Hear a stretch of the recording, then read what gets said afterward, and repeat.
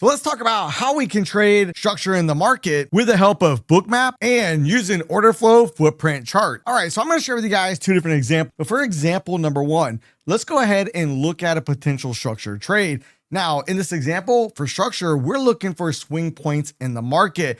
Right here would be one, for example, we had a swing point, we come back and test it, and then the market comes back down. Well, what about right over here? I like to highlight the candle wick to the candle body. We project it over to the right. You might say, well, Mike, we broke that structure level right there. Well, sometimes the market will overshoot structure in the market, but more importantly, did we get back into the structure? The simple answer is yes. Now, if you're looking at a basic candlestick chart, you can look to enter once you've already broken back above structure. But can we also use order flow for better entries into this market? One of the things I'd want to start off doing is as I come over here and look at Bookmap, keep in mind the area where I'm looking for an entry is going to be right down here. Now it's a little bit hard for you guys to see, but look, notice how small the bubbles are. So as the market starts coming down and look at the angle in which we come down, the last few bubbles, it's almost vertically straight up and down. That is very important to me. That's going to show me the speed in the market. And the fact that the bubbles are not that large is showing me there's not as much aggression as the market's going down towards those levels. Look at the bubble right up here, big green bubble. There is aggression in the market. What happens? It gets absorbed and the market went right back down. So if we look right over here at the 1030 time frame, we also want to know where could this market potentially go if we are right on the market bouncing from the structure. Well, by using Bookmap, we know right here we have liquidity up at that area, about 495 contracts sitting up here somewhere around 68.39. But then if we fast forward a little bit, look at once the market start coming up, we see all these orders sitting here. We have 614 orders, 131 contracts sitting right there as well. So it's really no surprise that the market ultimately ends up coming right back down. And this is all good information to have because not only do we have to know when to go ahead and enter the market, but we also need to know when is it time to step away. Well, if we come over right here in this same time frame chart, we're going to be looking right around the 1030 to 1040 time frame, looking to play off this structure right over here. Well, if we come over and take a look at the footprint chart, let's take a look at what we actually have going on. Now, if you guys want to see the order flow tool that I'm using it right here from Affordable Indicators. Use the link in the description box down below. Use code Mike at checkout to ensure you always get the best deal. Well, in this example, you can see we sliced right through that area, but pay attention to the delta. We had negative 808. We had a negative 1270. Now, 1270 to the downside is more negative than 808, but then we get less negative delta, 339, and then a positive 136. So we have two different ways in which we can play this one. We can simply play the break of this candle right here, and we'll call it 68.23. We can put our stop either below the swing point or a few ticks below the low of that candle. Now, there's a second entry we can get in with this. Now, it's not textbook the way I necessarily like it, but notice as we start coming down here, we get negative 107, negative 467, positive 151, positive 331. But in this candle, notice all the buy imbalances we have on the right side. We know that because we have a dot on the right-hand side of those candles.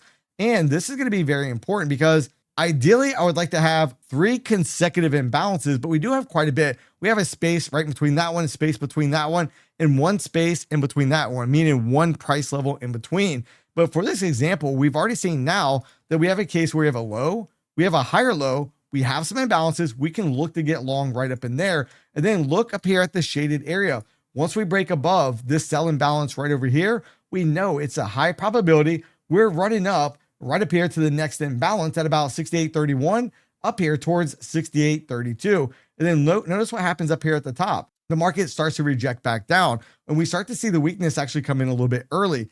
700 delta, -8, -98. -98 is the second consecutive candle that has a lower delta number. So then we can look to actually go short. And we also have another imbalance zone right over here we're playing off of. If we scroll right over here to the left, what do we see? We have a stacked imbalance zone right over there. So is it really any surprise that we started to see a little bit of weakness in the market as we came up towards that area? And that also correlates right up here where the orders started piling on the book, basically acted as resistance in the market. Well, now let's come over and look at example number 2. And for that, we're going to basically look at this structure right over here. We can see the market put in a low, the market bounces right out. As we come back down into that again, and we're going to start entering that area somewhere right here in the 1057 candle, and then the market rejects and goes right back out. Well, if we come over real quick, let's come over and look at, see if we have any clues from Bookmap. Well, we kind of do. Are you guys able to actually spot the clue that we had? If you guys said the vertical bubbles straight down, you'd be absolutely correct. Then once we get back above either one or two of those bubbles, we could then potentially look to go long. So this is just one sign. Now, I would prefer to see some liquidity resting right below us. However, in this example, we don't have that liquidity.